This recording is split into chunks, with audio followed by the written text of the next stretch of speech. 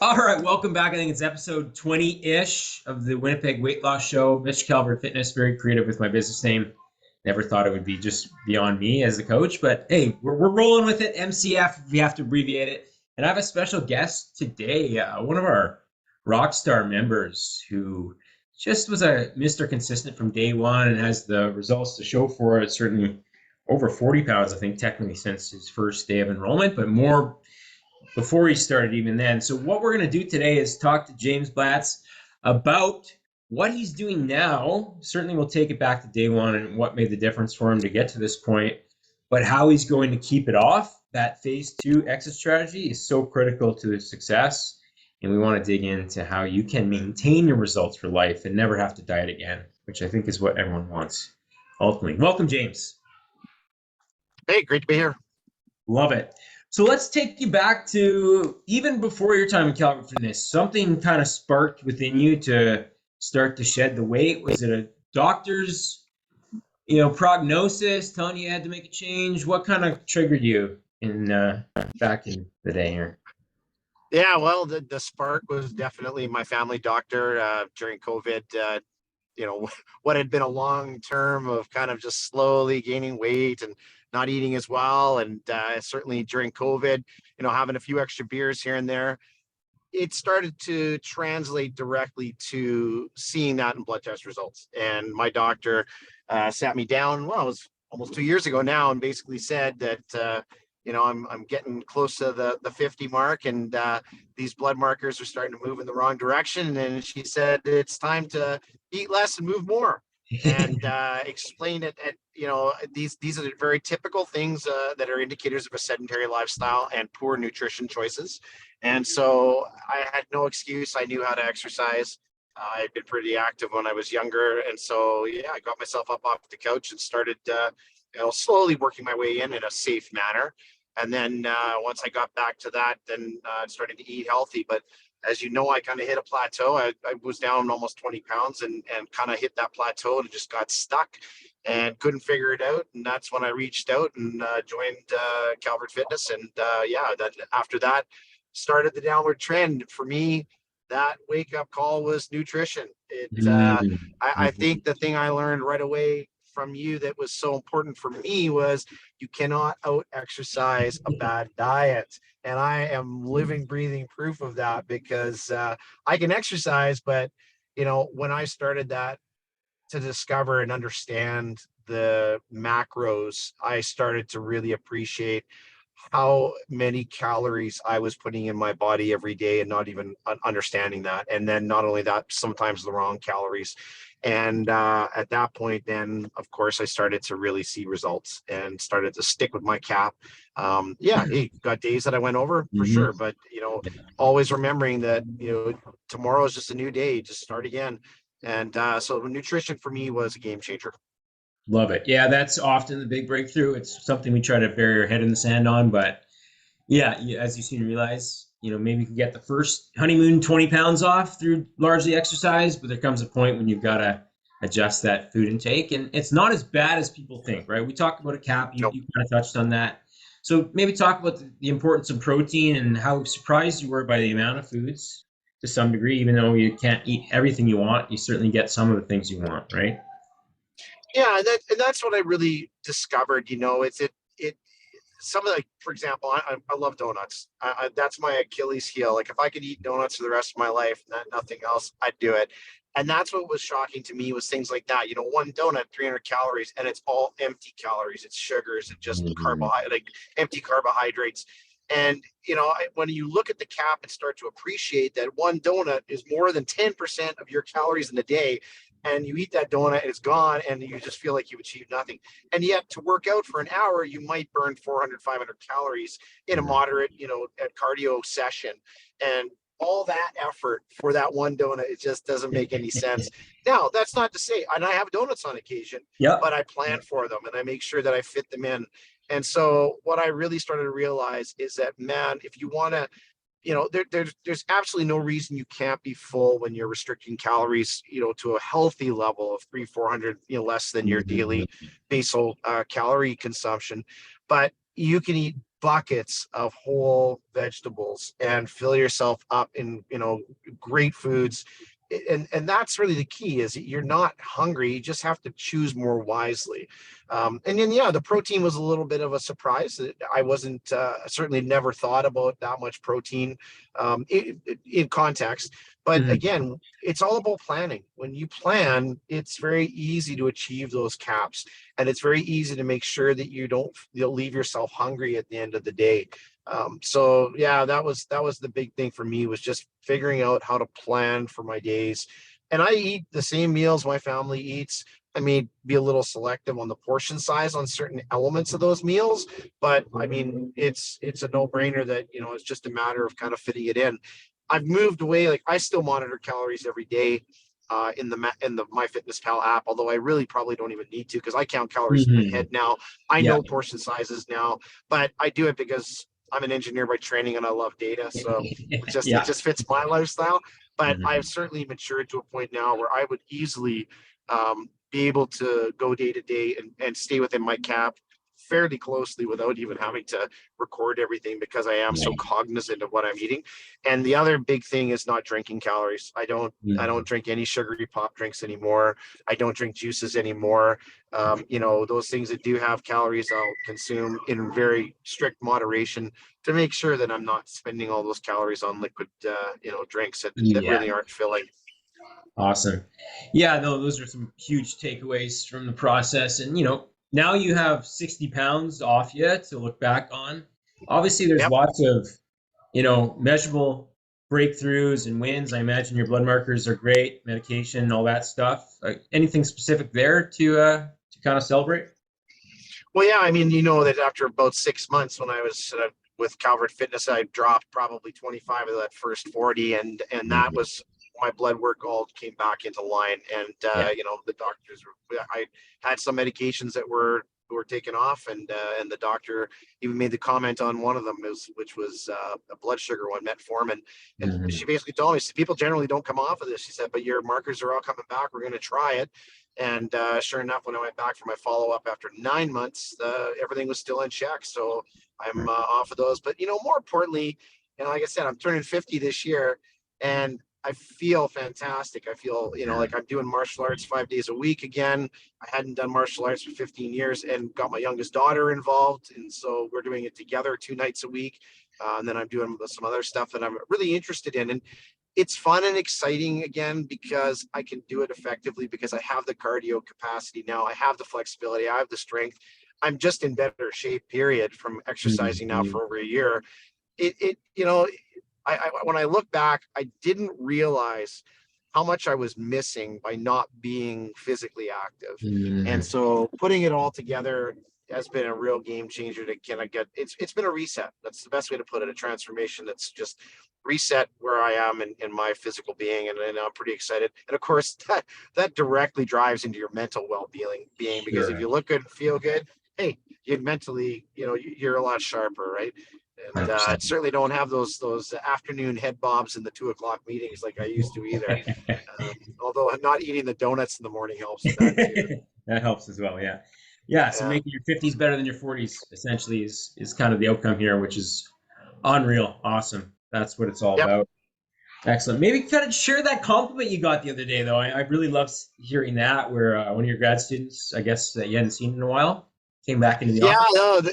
Well, that's one of the funny things about going through this process during COVID, where most of the interactions with colleagues were online. And Mhm. so now in the last 8-10 months, we're starting to see a lot of people again we haven't seen in person for some time. And so yeah, I was a former grad student of mine who graduated probably about 14 years ago, and she wanted to meet to talk about a project that we're looking at potentially doing together. And when I was walking down the hallway to greet her at reception, and she turned around and saw me. Forget the apologies for the curse, but she said, "Holy shit, I need to go to the gym you're going to." She said, "You look amazing," and that was such a nice off the hand comment, and she made some comments after, just saying how pleased she was to see that I was taking my health more seriously. And, Mhm. because I was pretty heavy even 14 years ago when she was a grad student. So, I had a situation at the Apple store, went to pick up a gift that I had ordered for online or for pickup at the store. And when he grabbed my license, looked at my license, he did about three checks to make sure. He said, "Man, you look a lot different in your license now." And I'm like, "Yeah, that's the old version of me." So I'm gonna have to get that updated when that comes around. Oh yeah, I remember you sharing that at the rec room, and Yeah, side by side of your picture and that is just a different person yeah, essentially. yeah. I Also, with know, it that makes a big army shirt, difference. you had a couple pictures in the same shirt, side by That's side. right. It was insane, the difference. That's Yeah. awesome. That's what it's all about. Yeah, so I do want to kind of get into, kind of your maintenance plan going forward and what I would recommend, and obviously what you're already doing that's working well. Just before that, though, like who would you recommend my coaching for, or who wouldn't you recommend it, right? I mean, it's a certain type of person that has to be committed, I guess, to start, but who would you kind of be speaking to if they're watching this right now and they're on the fence, not sure if this is right for them? Well, I think everybody kind of has that time when it's right. It's the right time when they really reach some sort of, and getting a little scared because of a doctor raising concerns, or maybe you have your own concerns about how you're feeling. I think is important in some respects for some people, but it's not going to be the motivation that gets you there. Like, I mean, everybody's going to have those events. And really what I would suggest is when somebody in their mind knows that, okay, this is it, this is time, I'm going to get committed, I'm going to be disciplined, because this, no matter what people think, to be successful in anything like this, you've got to be disciplined, you have to be committed. Mm, Discipline beats motivation every single day. And if somebody's feeling like they're ready to make that shift and they're feeling their mind, they're ready to be disciplined, I'd say get out and get to it. For me, like I said, I'm a pretty educated individual, but I didn't realize how little I understood about nutrition. And I'm talking not all the details. I'm talking simple nutritional understanding. And now that I've gained so much knowledge through the various elements of the program, the emails, I feel empowered now to be able to make good decisions, and I know the consequences of bad decisions. And so I think if somebody feels like they're ready to really dig in and make a difference, and they've got that, they're ready to be disciplined, they'll be successful without question. love it, James. Yeah, it's just a matter of deciding to make the change, having that desire, and then building out the system and support to see it through. And once you have that, you're empowered and you get to a place But if like, they're yeah. yeah, if someone's just kicking the tires, like, oh, maybe I'd be interested, maybe I honestly, you're not, Wow. you're gonna struggle. You're gonna Yeah. struggle. You got and it's a marathon. It's not a sprint. And that means discipline is gonna be the biggest challenge, because every day you got to be thinking up and getting up and thinking to yourself, I'm committed. And like, there's going to be bad days, everyone. And Oh yeah. I would be completely lying if I said I didn't have bad days where I just like throw in the towel. That Mitch guy, forget him, I'm eating this box of donuts. But the next day when you wake up and you realize, well, it wasn't the best decision, but it doesn't matter, that's in the Yeah. past. It's a new day, start fresh. And that curve just continually, it'll show results if you're disciplined. 100%. Yeah, and there's that misconception that you got to be all or nothing and perfect. And one good day of eating has about as much impact as one blow up day. And as long as you have a Yep. lot more good than bad, you're going to get to where you want to go. Awesome. So I want to talk briefly on maintenance here because that's what we promised people. And that's where you're basically at right now. And there's this idea in bodybuilding circles that you need to reverse diet out of getting super lean to avoid fat gain. It's a misconception unless you take it to extremes and get bodybuilding lean and have to do so much things to get that lean. For most of our members, they're losing a pound a week, gradual, small deficit, and they get to a good place with that. So we often recommend just jumping up to maintenance calories right away once you're ready to make that shift. And maybe it's 500 more calories a day. Great, you get more food. But the honest truth is you still got to maintain the good habits that got you there, the strength workouts, walking enough. I think it's really great that you've got some hobbies and sports on the side that, exercise isn't really a great tool to burn fat alone, but to maintain your loss, it really serves a role. So maybe talk about what's working for you to kind of stick where you're at and continue to see progress. Well, the thing, yeah, again, it's the discipline, right? So I'm doing the martial arts 5 days a week. I was really into the hit workouts and doing the online type workouts. I just found I kind of got a little bit, I won't say bored with them, but it was becoming a little bit too repetitive.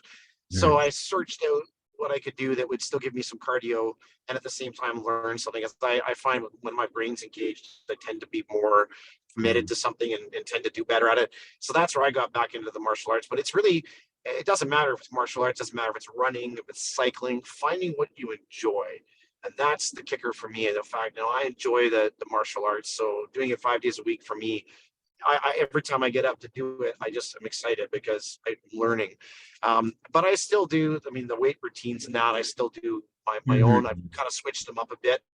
Yeah. I mean, there is so much in the way of resources for every single type possible, Mhm. approach to resistance training you can think of. Yeah. And I've done, calisthenics weight routines when you're doing like man makers and mountain climbers and burpees and things like that. And then I go back to my standard, type of planned, 15 different exercises for 3 muscle groups.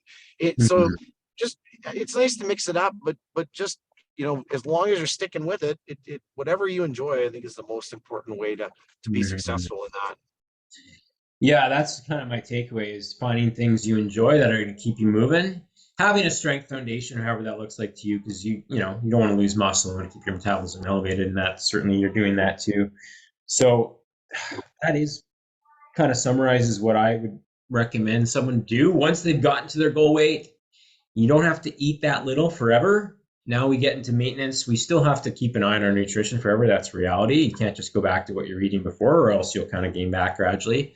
But there's that middle ground that we want everyone to get to where it's a bit more flexible, less regimented, like you kind of touched on. You don't necessarily have to track because you've kind of got the foundation, but you like to do it. So that's your thing. And then adding in sports movement of any kind to keep your calorie burn up. And you can largely stay right there if you want it. Some people actually take it to deliberate muscle building phase where they actually eat in a surplus now, and that's a line not everyone wants to cross, but it's certainly an avenue you can go down too. So it gives you some options once you get where you want to go. But the idea is make the diet the last attempt ever and not get too far gone that you have to go back into that regimented dieting phase again, right? All right, James. Yeah, and I find Yeah. like I was down. I think I was on 2,000 calories when I was on a deficit, Yeah. and I think my basal is around 2,600 ish range, and I'm kind of targeting 2,400 that we talked about because I want to keep a touch underneath still. Um, and it's amazing when I look at my plot of weight because I'm only weighing once a week now. I don't Mhm. weigh every day because of those fluctuations, and it's amazing. You can literally see the slope change when I move to me, but it's still slowly dropping. Yeah. And I think in large part it's because there's a tiny deficit still. Like I got 200 calories, so 7 days that's 1,400. That's half a pound, literally. Yeah. Yeah. Plus, when I add my exercise on top of that, I'm getting close to about a pound a week ish. So Mhm. it's a real testament when I look at that plot to see that even dialing up the calories a bit, I'm still slowly losing because I'm still in a slight deficit. The Mhm. system works. Yeah. If you do it right, it just keeps going. Even though the rate of Mhm. drop is slower, it's still happening. And so it's kind of exciting to see that you can do that. And because I think the biggest fear is coming off a deficit like that, all of a sudden watching that scale return back and that pounds Yeah. coming back on. I've been on maintenance now for 2 months and I am still going down Mhm. slower, but Yeah. still going down. And I guarantee it's loss of body fat still because the muscles are not deteriorating. That's for sure. 100%. Yeah. And the more gradual you do it, the less likely muscle's lost. And when you have all that data in front of you, you can see right away, okay, this is actually creating some fat loss still. I could probably bump up and maintain if you wanted at some point over summer or whatever. It could be another 300 Yeah. calories a day and you kind of flatline and that's cool. But at least you know now what to tweak to get where you want to go. And it's not this guesswork so many people are caught up in of got to cut carbs to zero. Okay, I've lost fast. Can't do this forever though. Now what? And you get stuck. before you get to where you want to go. So I cut carbs a lot at the start. You'll remember you and I had a number of yeah, conversations where I was absolutely yeah, convinced carbs were the devil, and I yeah. would never eat Sure. carbs again unless it was veggies and I have totally gone back on that now. And I mean, again, just fitting it into the system. I do not avoid carbs. I find if I avoid carbs, I crave carbs big times. Hmm. So, but it's a matter of picking the right carbs and the right balance. The other thing I did is I went to this clinic that has this machine you can stand on. It actually measures your body fat composition, your muscle mass composition, bone composition. Yeah. Because for me, I'm a shorter guy, and but I've got a fairly much more muscle mass than I should. So when I look at BMI from the traditional calc, it Yeah. shows me as still being overweight when I'm clearly not anymore. Yeah. And that was really helpful because it showed me what my actual fat percentage was. So I know my target weight to get to the fat percentage I'm looking for and the weight. But honestly, I just go by how I feel, and I feel great. And that's most Mhm. important. Yeah, pictures, measurements, clothes fitting, those still are the gold standard of how you know you're progressing. In body can have some inaccuracies, but it does show trends. I guess, Yep. yeah, there is the DEXA scan, which can really go in depth, to see that kind of Yep. stuff. But yeah, you can be healthy and not be perfect in the green, shaded green on the BMI chart. And I think there's probably a middle ground there when muscle's not necessarily factored in. So you're in that sweet spot now. Awesome, Yep. James. Well, I appreciate you taking the time. It's been a pleasure. Let's keep rolling. As always, take care. Have a good rest of your week. You too. Talk soon. Cheers.